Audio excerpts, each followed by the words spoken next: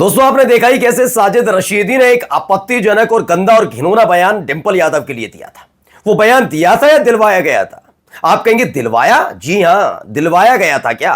क्योंकि भारतीय जनता पार्टी करनी सेना के उस जिला उपाध्यक्ष योगेंद्र राणा की बदजुबानी और उसकी फरारी के बाद से घिरी हुई थी।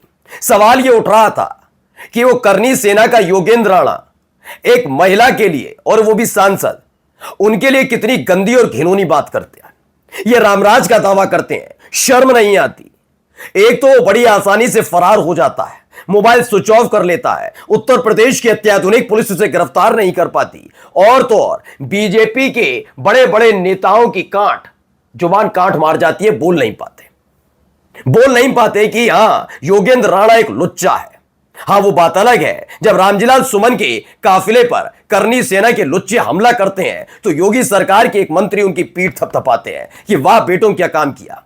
यानी गुंडे मवाली जो करनी सेना के थे, उनकी पीठ थपथपाने का समय योगी सरकार के मंत्री के पास था, बीजेपी के नेताओं के पास था, लेकिन योगेंद्र राणा की इस घिनौनी करतूत के खिलाफ बोलने की हिम्मत नहीं कर पा रहे थे। और अब क्या किया जा रहा है? जैसे ही साजिद रशीदी, एक मुसलमान, ने डिंपल यादव के खिलाफ बोला, वैसे ही महिला हितैषी होने का ढोंग रच रहा है। लेकिन इसका खुलासा किसी और ने नहीं, बल्कि डिंपल यादव ने, अखिलेश यादव ने खोलकर रख दिया। आज मैं आपको दिखाए जा रहा हूं कि कैसे यह पूरी की पूरी कहानी रची गई थी, कैसे अपनी साख बचाने की कोशिश कमल छापी कर रहे थे। नमस्कार, मैं हूं प्रज्वल गौतम और आप देख रहे हैं न्यूज सर्किल। पहले वही बयान याद दिलाता। करनी सेना से ताल्लुक रखने का एक दावा करता है, मुरादाबाद का एक जिला उपाध्यक्ष बताता है, नाम योगेंद्र राणा, जो इकरा हसन के लिए गंदगी उगलता। मैं फिर कह रहा हूं, मैं अपने चैनल पर पूरी जिम्मेदारी के साथ कह रहा हूं, सपा से मेरा कोई लेना देना नहीं। विपक्षी पार्टी का आप आरोप प्रत्यारोप, एक सांसद अगर काम नहीं करता, चाहे वो महिला हो या पुरुष हो, उसकी आलोचना करने का अधिकार सबको है। लेकिन आलोचना में और गंदगी उगलने में अंतर होता है। इकरा हसन के लिए जो बोला योगेंद्र राणा ने, वो घिनौनी बात थी, गंदगी फैलाने वाली बात थी, और इस समाज के लिए खतरा है वो लुच्चा। लेकिन याद करिए और मुझे याद दिलाइए, क्या एक बीजेपी का नेता खड़ा हो पाया?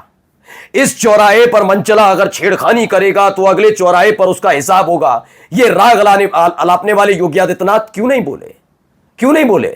क्योंकि करनी सेना पर आशीर्वाद प्राप्त कर रखा है? क्योंकि जब बीजेपी, उस पर भी शांति, जब याद होगा करनी सेना के वो कार्यकर्ता बनकर आए थे गुंडे, और रामजीलाल सुमन के घर पर हमला किया, उनके काफिले पर हमला किया, बीजेपी के नेता तो उनको शाबाशी दे रहे थे, मंत्री शाबाशी दे रहे थे, तो करनी सेना पर कुछ बोल नहीं पाए। कार्रवाई ऐसी ही कि वो आराम से भाग गया। वैसे तो ये मुंह से ठा ठा की आवाज निकालती है उत्तर प्रदेश की पुलिस, और माफिया को गिरफ्तार कर लेती है, लेकिन उस लफंगे को आज तक गिरफ्तार नहीं कर पाए। अब इस पर एक घेरे हुए थे, और ये खुलासा मैं नहीं कर रहा, गोदी पत्रकारों की जल्दबाजी ने इसका खुलासा कर दिया। मैं दिखाऊंगा वो भी। उसके बाद क्या हुआ, ये आता है साजिद रशीदी। मैं इसको सम्मान नहीं दूंगा, कहीं किसी कीमत पर नहीं दूंगा। यह भी योगेंद्र राणा से कम नहीं है, यह भी गंदा और घिनौना आदमी है। पूरी जिम्मेदारी के साथ कह रहा हूं कि अगर समाजवादी पार्टी का भी कोई नेता किसी और महिला के लिए गंदगी उगलेगा तो मेरी शब्दावली उस आदमी के लिए भी वही रहेगी। क्योंकि एक मसला होता है जब आप जनप्रतिनिधि से सवाल पूछते हैं, आपने किया, आप पे जिम्मेदारी थी, आपको यह करना था, और जब आप उसके पर्सनल लाइफ पर या पर्सनल चीजों पर टीका टिप्पणी करते हैं तो आप घिनौने हो जाते हैं। घिनौनापन किया किसने? यही लोग। अब ये साजिद रशीदी, एक तस्वीर जो निकली थी, वह कई मुसलमान बैठे थे, मस्जिद के अंदर जाते हैं अखिलेश यादव, धर्मेंद्र यादव भी होते हैं, जो समाजवादी पार्टी के संबल से सांसद है वो मौजूद होते हैं, एक महिला और मौजूद होती हैं, डिंपल यादव जो अमूमन साड़ी में ही नजर आते हैं, अमूमन क्या, हमेशा ही आपको नजर आएंगी। उनके लिए यह आदमी गंदी बात कर रहा होता है न्यूज चैनल पर बैठकर। अचानक से बीजेपी को याद आता है यही मौका है। डिंपल यादव, समाजवादी पार्टी की सांसद, अखिलेश यादव की पत्नी, और गंदगी उगलने वाला कौन? मुसलमान। मोर्चा पकड़ लो।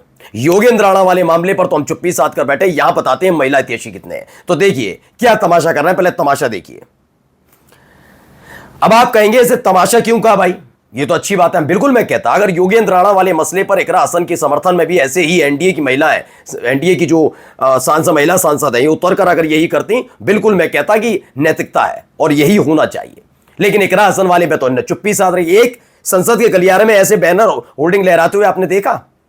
अच्छा, इसी में आप जोड़ देते, बोल देते योगेंद्र राणा लुच्चा, बोले नहीं। इन्होंने चुप्पी साध कर रखी। इन्होंने क्या किया, योगेंद्र राणा वाले मसले पर नहीं बोलना। क्यों नहीं बोलना? योगेंद्र राणा ने अपने आप को करनी सेना से ताल्लुक रखने वाला बताया। करनी सेना क्या? क्षत्रिय समाज से आने वाला एक गुट है, जिसे खुद क्षत्रिय पसंद ना करते हो बात अलग है, ठाकुर पसंद ना करते हो बात अलग है, लेकिन करनी सेना क्षत्रिय समाज। क्षत्रिय समाज किसे वोट कास्ट करता है एकमुश्त? जी हां, बीजेपी को। और बीजेपी को उसकी औकात, उसकी हैसियत इसी क्षत्रिय समाज ने लोकसभा चुनाव में दिखा दी थी, जब गुजरात के एक बड़े नेता ने क्षत्रिय समाज के लिए बहुत गंदी और घिनौनी टिप्पणी की थी। क्षत्रिय समाज नाराज था, उसकी बात सुनी नहीं गई। उन्हें लगा गुजराती तो है, कितने क्षत्रिय हैं। फैलते फैलते राजस्थान और उत्तर प्रदेश तक आ गई, और उसके बाद क्या हुआ? 400 पार का नारा देने वाले 240 पर आ गए। अब ये किसी भी कीमत पर क्षत्रियों से पंगा लेना नहीं चाहते। इसलिए जब इकरा हसन के लिए योगेंद्र राणा नाम के लुच्चे ने गंदगी उगली तो ये शांति के साथ बैठे थे, लेकिन जैसे ही साजिद रशीदी ने कुछ बोला वैसे ही उतर आए कि हम दिखाएंगे कि समाजवादी पार्टी तो चुप्पी साध कर बैठी रही चूंकि मुसलमान है, लेकिन हमने देखिए आवाज उठाई। योगेंद्र राणा पर भी उठा देते, मैं नैतिकता मान जाता। लेकिन अब देखिए, एक खबर है, खबर पोल खोलती है कि कैसे ये पूरी साजिश रची गई थी जिससे योगेंद्र राणा वाले मामले पर हो रही थूथू पर बचा जा सके। पढ़िए खबर। मौलाना साजिद रशीदी के इस बयान पर कई राजनीतिक दलों और लोगों ने नाराजगी जताई। काम ही ऐसा किया है, जेल में ठूस देना चाहिए इस आदमी को। बीजेपी के नेताओं ने भी इसे महिला विरोधी बताया है। और योगेंद्र राणा वाला मसला वो महिला विरोधी नहीं है। आगे आइए। मौलाना ऑल इंडिया इमाम एसोसिएशन के अध्यक्ष हैं। अब पता नहीं कैसे है, मेरे को तो लग नहीं रहा कि मुसलमान खुद नाराज है कि ये आदमी को तो हम वैसी पसंद नहीं करते। ये रोजाना टीवी पर बैठकर मुसलमानों की फजीयत करवाता है। ये मुसलमान इसे मानते ही नहीं है मुसलमान, ठीक है ना। वे अक्सर बीजेपी को सपोर्ट करते हुए देखे गए। ये मैं नहीं कह रहा हूं, टीवी 9 कह रहा है। अब सोचिए, एक ऐसा व्यक्ति जो बीजेपी को सपोर्ट करता है, जब भी न्यूज चैनल पर जाता है तो इस तरह से डीपी डिबेट में शामिल होता है कि मुसलमानों के हक की बात रख ही नहीं पाते। और होता क्या है, टीवी डिबेट के दौरान बीजेपी का पलड़ा हमेशा इस आदमी की वजह से भारी रहता है, जो तथ्यों की जानकारी नहीं रखता, और रखते हुए हो तो भी जानकारी, खैर उससे उनका अपना मसला है। लेकिन यह आदमी जो बीजेपी का सपोर्टर हो, अचानक से डिंपल यादव के लिए गंदगी उगले, तो सोचिए किसने यह बयान दिलवाया। किसने बयान दिलवाया? भाई उत्तर प्रदेश में सरकार किसकी? क्योंकि नोएडा में बैठ के ही तो उसने दिया था। गिरफ्तार हुआ ये योगेंद्र राणा? गिरफ्तार हुआ नहीं, गिरफ्तारी नहीं। हम विरोध करके दिखाएंगे। सोचिए, आपकी अपनी सरकार चल रही है, आपकी अपनी सरकार में आपके सरकार के तल्ले काम करने वाली पुलिस इसे गिरफ्तार नहीं कर रही, और बीजेपी के नेता ही सांसद कह रहे हैं हाय हाय हाय हाय, मौलाना रशीदी मुर्दाबाद। बस यही कर लो, तो यही करना था तो विपक्ष में बैठ लेते, ठीक है ना। तो ये सारा का सारा प्लानिंग है। अखिलेश यादव ने क्या कुछ कहा, सुनिए। जनता को सर, एक मौलाना ने सवाल ये उठा दिया था कि जिस तरीके से पहनावे को लेकर वहां पर गई थी मस्जिद को लेकर, क्या पहन के आए लोकसभा में? बताओ। मस्जिद के अंदर नहीं, लोकसभा में क्या पहन के आए बताओ। जो लोकसभा में पहन के आएंगे वही हमारी हर जगह ड्रेस होगा। तो बिल्कुल पत्रकार पूछ रहे थे, उन्होंने कहा हम तो भैया संसद से गए थे, अब बताओ संसद में कौन सी वेशभूषा पहनकर आए, क्या पहनकर आए? जो पहनकर आएंगे वहीं जाएंगे।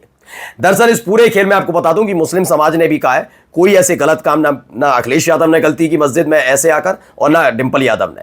अब आप खुद सोच लीजिए, किसके इशारे पर मौलाना ये जो भी रशीदी है, इसने कैसे किसके कहने पर बयान दिया होगा?